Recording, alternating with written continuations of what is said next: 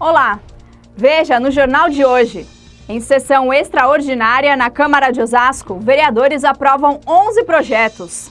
Projeto de lei complementar número 10 de 2016 da Prefeitura do município de Osasco, que cria nova modalidade de outorga onerosa. Governo federal realiza maior pente fino da história do Bolsa Família.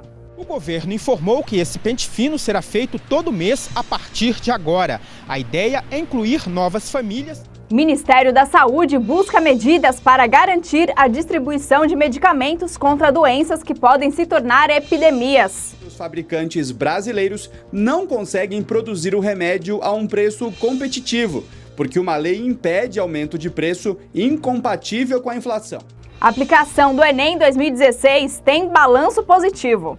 Ao todo, 5.848.619 candidatos fizeram a prova do Enem entre os dias 5 e 6 de novembro. É agora no Câmara Notícias.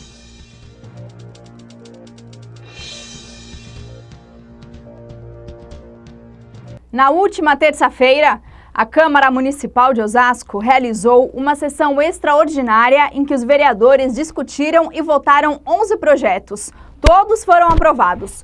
O primeiro submetido à votação foi o projeto de lei complementar 10 de 2016, de autoria da Prefeitura, que cria nova modalidade de outorga onerosa do direito de construir. O documento acrescenta e altera incisos ao artigo 2º da Lei Complementar 171 de 2008. De acordo com a legislação atual, a outorga onerosa do direito de construir possui duas formas de contrapartida: a destinação do valor em dinheiro ao Fundo Municipal de Política Urbana e a conversão de valores em unidades habitacionais de interesse social. Já o novo projeto propõe que a outorga onerosa seja convertida também em áreas a serem doadas ao município, para fins de melhorias viárias. Na justificativa do documento, o crescimento da cidade demanda o aumento da capacidade do sistema viário, por meio de alargamentos e interligações de ruas, o que depende da desapropriação de áreas. O líder do governo, o vereador Toniolo, comenta sobre o projeto. Ele construiu numa área que ele não podia ter construído, ou construiu a mais. A lei, ela determina que ele pague um valor ao Fundo Municipal de Habitação, ou ele dê um imóvel, destine um imóvel de interesse social para que a prefeitura possa destinar a quem de direito esse imóvel. O vereador explica o que mudará caso a nova lei seja sancionada. Mas também poderá no futuro fazer com que ele dê pedaços e áreas que sejam destinadas ao sistema viário do município, a prolongamento de vias, abertura de novas vias, que vai facilitar, portanto, a realização dessas melhorias viárias. Outro aprovado foi o projeto de lei complementar 13 de 2016, também da Prefeitura, que altera o zoneamento de um terreno de 22.967 metros quadrados, que faz parte da divisão do sítio Moinho Velho, com frente para a rua Américo Vespúcio. O zoneamento da área deve ser alterada de ZEIS, Zona Especial de Interesse Social, para ZI, Zona Exclusivamente Industrial. O propósito, segundo o documento, é estimular o desenvolvimento econômico no município. Estava ainda na pauta da extraordinária o projeto de lei complementar 15 de 2016, que altera o zoneamento de imóveis situados à rua Luiz Eulálio de Bueno Vidigal, no centro de Osasco. A área deixará de ser zona exclusivamente industrial para ser predominantemente residencial de média a alta densidade demográfica, a fim de permitir a sua utilização para empreendimentos residenciais. Além disso, uma parte da área será utilizada pela Prefeitura para realizar o alargamento da rua Luiz Eulálio Vidigal. Os parlamentares aprovaram também o projeto de lei complementar 9 de 2016, de autoria do vereador Jair Assaf, que versa sobre a regularização de empreendimentos habitacionais de interesse social.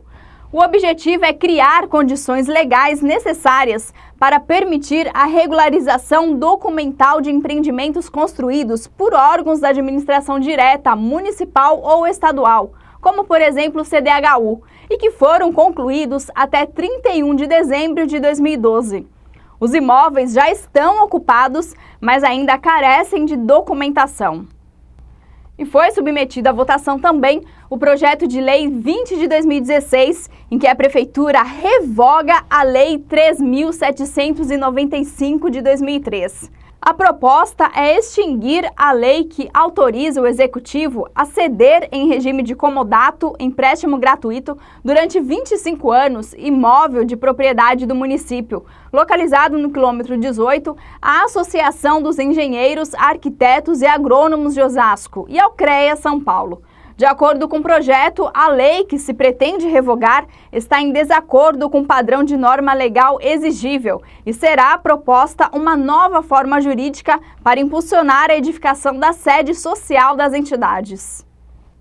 E, por fim, aprovado em plenário o projeto de lei 74 de 2016, em que a Prefeitura reabre os prazos para a adesão ao Programa de Parcelamento Especial de Osasco, PPEO, alterando a Lei 4454 de 2010. Conforme a justificativa do projeto, a crise econômica vem causando queda constante nas receitas totais do município, impactando negativamente em serviços como saúde, educação e assistência social. Com isso, a administração pode recuperar pelo menos 15% dos débitos que integram a dívida ativa, que já passa aí dos 409 milhões de reais. E agora, os projetos de lei seguem para apreciação do prefeito Jorge Lapas, que pode vetá-los ou sancioná-los. E devido ao prolongamento desta extraordinária, a 68ª sessão ordinária foi cancelada. Bom, e falando em sessão ordinária, você pode acompanhar os trabalhos realizados pelos vereadores de Osasco às terças e quintas-feiras, às 3 da tarde, quando acontecem as sessões ordinárias. A Câmara Municipal fica na Avenida dos Autonomistas, 2607, no centro. Quem preferir pode acompanhar aí do sofá de casa. As sessões são transmitidas ao vivo pela TV Câmara Osasco e também pela internet. E depois você pode ainda conferir o vídeo na íntegra, lá no nosso site. No próximo bloco, o governo federal realiza a maior pente fino da história do Bolsa Família. O governo informou que esse pente fino será feito todo mês a partir de agora. A ideia é incluir novas famílias. Ministério da Saúde busca medidas para garantir a distribuição de medicamentos contra doenças que podem se tornar epidemias. Os fabricantes brasileiros não conseguem produzir o remédio a um preço competitivo, porque uma lei impede aumento de preço incompatível com a inflação. E veja ainda, a aplicação do Enem 2016 tem balanço positivo. Ao todo, 5.848.619 candidatos fizeram a prova do Enem entre os dias 5 e 6 de novembro. É daqui a pouco.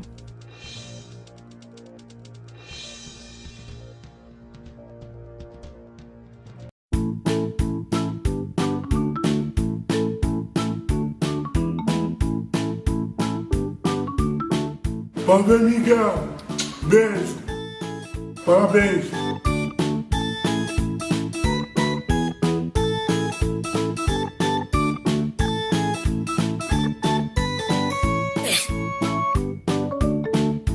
Obrigado pela sua atuação. Não sei. Parabéns, Miguel. Parabéns.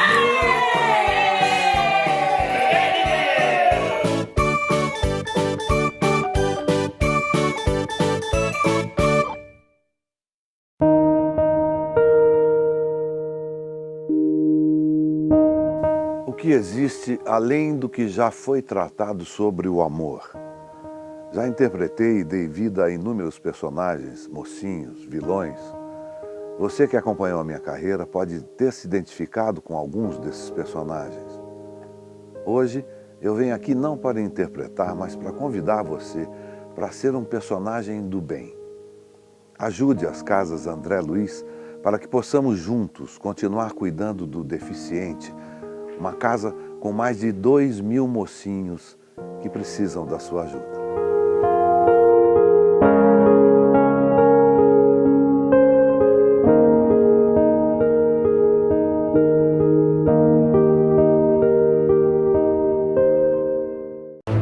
Esse aqui é o seu Almeida. Cara, é gente boa pra caramba. Foi ele que fundou a firma, deu meu primeiro emprego. Eu devo a ele tudo que eu sou.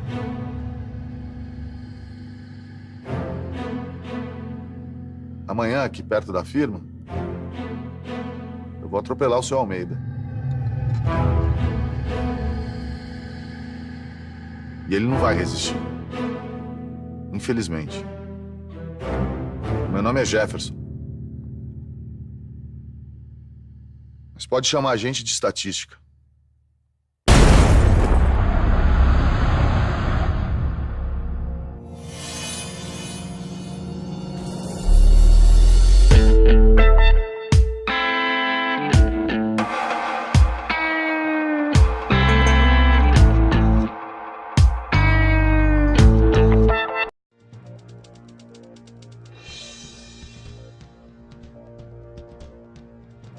Pente Fino no Bolsa Família encontrou irregularidades em mais de 1 milhão de benefícios dos cerca de quase 14 milhões pagos pelo governo. O cruzamento de dados resultou em 654 mil bloqueios e 469 mil cancelamentos. A identificação foi possível porque o Ministério do Desenvolvimento Social e Agrário passou a contar com 6 bases do governo federal para cruzamento de dados. Quem traz os detalhes é o repórter Ney Pereira. Este foi o maior pente fino em toda a história do Bolsa Família. O objetivo é combater fraudes no programa e identificar quem tem renda maior do que a declarada no Cadastro Único para Programas Sociais. O Ministério do Desenvolvimento Social e Agrário encontrou inconsistência em mais de 1 milhão de benefícios, como renda maior do que a prevista no programa. 469 mil foram cancelados porque foi constatado que a renda dessas famílias é superior a R$ 440 por pessoa. Outros 654 mil foram bloqueados porque a renda por pessoa ficou entre R$ 170 e R$ 440. E mais 13 mil benefícios foram bloqueados porque as famílias foram identificadas como doadoras de campanha eleitoral. Além disso, 1 milhão e 400 mil famílias foram convocadas para atualizar o cadastro a partir de janeiro do ano que vem. O impacto nos bloqueios e cancelamentos será de quase 2,5 bilhões de reais por ano. Só em 2016, cerca de 900 famílias passaram a receber o benefício. O programa atende hoje quase 14 milhões de famílias. O governo informou que esse pente fino será feito todo mês a partir de agora. A ideia é incluir novas famílias que realmente precisam e excluir aquelas que recebem o benefício de forma irregular, como, por exemplo, as que têm renda superior à exigida pelo programa. Eu tenho certeza que nós vamos separar o joio do trigo e garantir que aqueles que realmente precisam recebam e até recebam até um valor maior, porque o recurso vai ficar no programa, e aqueles que não precisam fiquem fora. Quem teve o benefício bloqueado pode ter a situação revertida se provar que se enquadra nas regras do governo. Elas devem prestar bastante atenção à mensagem de extrato que nós enviamos para elas no comprovante do Bolsa Família que ela acessa ao tentar sacar o benefício. Aquelas estão com o recurso bloqueado, o recurso não foi retirado, que elas vão receber retroativamente se elas derem uma explicação consistente, e aquelas que foram canceladas é bem pouco provável que elas tenham uma explicação consistente para dar, porque a renda delas é muito maior do que estava previsto pelo Bolsa Família. O Ministério da Saúde está buscando medidas para garantir a distribuição de medicamentos contra doenças que podem se tornar epidemias, como a sífilis, por exemplo. Segundo o ministro Ricardo Barros, o governo prepara uma solução para não faltar o abastecimento desses medicamentos no país. No Brasil, o número de notificações de casos de sífilis aumentou nos últimos 5 anos. Passou de 1.249 casos em 2010 para 65.878 em 2015, um aumento de mais de 5.000%. Para tratar a doença, é preciso utilizar penicilina benzatina, medicamento que às vezes fica em falta porque a demanda é maior que a oferta do produto. Segundo o Ministério da Saúde, os fabricantes brasileiros não conseguem produzir o remédio a um preço competitivo, porque uma lei impede aumento de preço incompatível com a inflação. Só que aí o governo tende a importar, pagando preços que podem ser de 4 a 5 vezes mais caros que os do fornecedor nacional. O ministro da Saúde, Ricardo Barros, disse que o governo trabalha em busca de uma solução rápida que garanta que, em casos excepcionais, como calamidades e epidemias, os preços de medicamentos sejam aumentados, o que deve garantir o abastecimento no sistema de saúde. O governo prepara uma solução para o abastecimento de medicamentos que são fundamentais. Nós temos uma epidemia de sífilis no Brasil por falta de penicilina.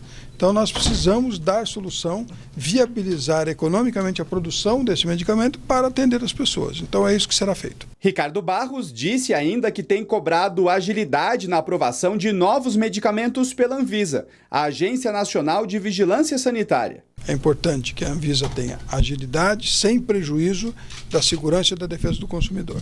Então isso é uma solicitação permanente nossa e nós esperamos sim que novas tecnologias sejam aprovadas e colocadas à disposição da população.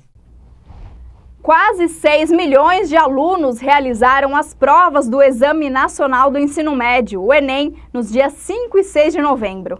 A redação teve como tema Caminhos para combater a intolerância religiosa no Brasil. Os candidatos podem usar a nota para entrar em universidades públicas e conseguir financiamento estudantil. Segundo o governo, 30% dos candidatos não compareceram e 768 foram eliminados do Enem. A reportagem é de Luana Karen. Os motivos que levaram mais de 5 milhões e 800 mil pessoas a encarar um final de semana de provas são variados. Busca de oportunidades, testar conhecimentos. Eu quero para o FIES, para me tentar um financiamento. Ingressar na minha faculdade de engenharia. Para uns, não foi fácil. Difícil, né? Não vou mentir para vocês. E para quem já tem muito tempo que não estuda, né? Não é uma aventura. Tava bem difícil. Outros não acharam a prova tão complicada. Achei muito interessante, não estava muito difícil não, mas dava para relevar. Humanos, eles cobraram muito bem o conteúdo aplicado do Enem, que estavam no site, e não foi tranquila, mas possível a prova. A redação trouxe o tema Caminhos para combater a intolerância religiosa no Brasil e foi bem recebida pelos estudantes. Um tema muito bom, eu achei que foi um tema, eu não esperava, mas foi um tema que é muito presente ainda hoje em dia, então achei que foi um tema muito válido, muito bom. Acho que a religião entrou bem e é um bom momento para a gente refletir sobre isso. Ao todo, 5.848.619 candidatos fizeram a prova do Enem entre os dias 5 e 6 de novembro. O número de faltosos ficou em 30% do total de inscritos.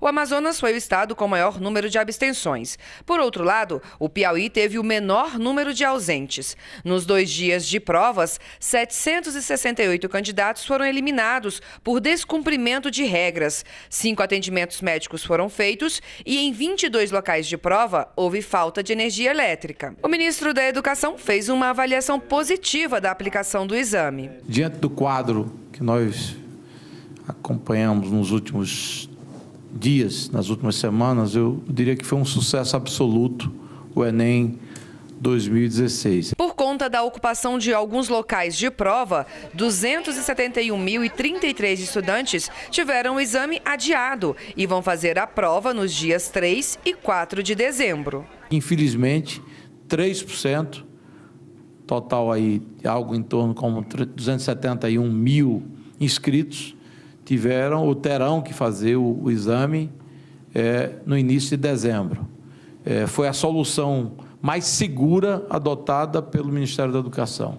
Foi bem pensada, foi refletida, foi debatida, porque qualquer outra alternativa poderia comprometer o próprio Enem para todos. Para combater tentativas de fraudar o Enem, a Polícia Federal fez 2 operações neste domingo em 8 estados. Pelo menos 11 pessoas foram presas e foram cumpridos mandados de busca e apreensão. De acordo com a polícia, os criminosos usavam uma central de telefonia celular para repassar o gabarito das provas aos candidatos. A partir de um trabalho de inteligência desenvolvido pela Polícia Federal, fortemente pela nossa divisão, pela nossa diretoria de inteligência, que em parceria com o INEP, cruzou os bancos de dados de certames anteriores, antecedentes, informações de pessoas que a gente sabe que historicamente vinham fraudando os certames, e a partir desses dados a gente conseguiu eleger um grupo de pessoas, né, que poderia efetivamente estar fraudando. Pelo menos um deles, o equipamento que se encontrava dentro do ouvido, né, a escuta, era tão pequena que teve que ser retirada com uma pinça que tem um ímã na ponta, é algo que não é visível externamente e não é detectado, por exemplo, no detector de metais. Depois do intervalo, tem a previsão do tempo para a Grande São Paulo. Até já!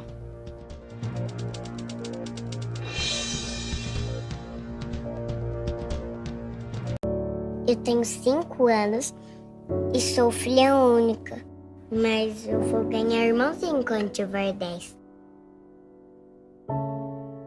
Esse é meu pai. E ele vai me matar quando fizer 16. É que ele gosta de correr na estrada e ele corre muito. Minha mãe e meu irmão também vão se machucar, mas eles não vão morrer. Minha mãe nunca vai perdoar ele. Quem sou eu? A estatística.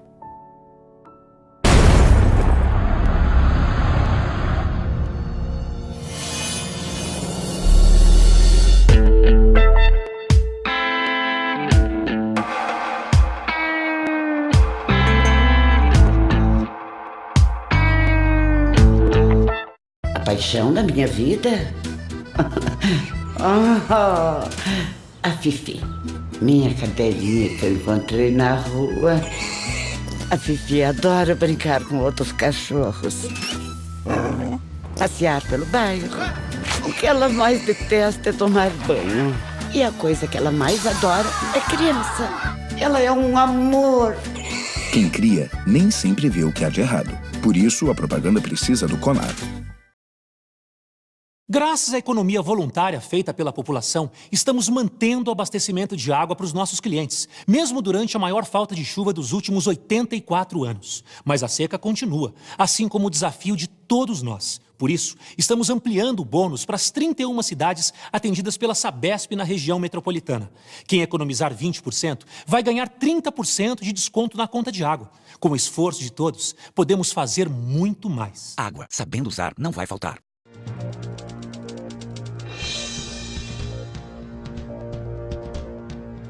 E chegou a hora de saber a previsão do tempo para a Grande São Paulo. Vamos conferir com a Climatempo.